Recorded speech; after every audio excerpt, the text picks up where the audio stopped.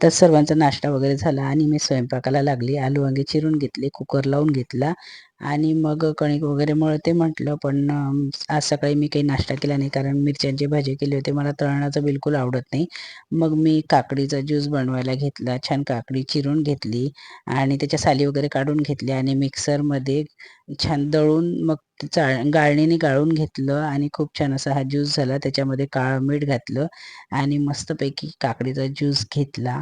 काकडीचा juice मला खूप आवडते कारण काकडी ही वजन कमी करण्यास मदत करते कारण त्यात कमी कॅलरीज असतात आणि ते आपली भूक कमी करण्यास मदत करते. काकडी ही हृदयाचे आरोग्य सुधारण्यास मदत करते आणि काकडी हे मधुमेह नियंत्रित करते कारण त्यात फायबर असते जे रक्तातील साखरेची पातळी नियंत्रित करते. अशा ह्या काकडीचा ज्यूस मला तर खूप आवडतो आणि विटॅमिननी भरलेला असतो. तर मी तर घेते ज्यूस. भेटूया पुढील ब्लॉगमध्ये. तोपर्यंत बाय.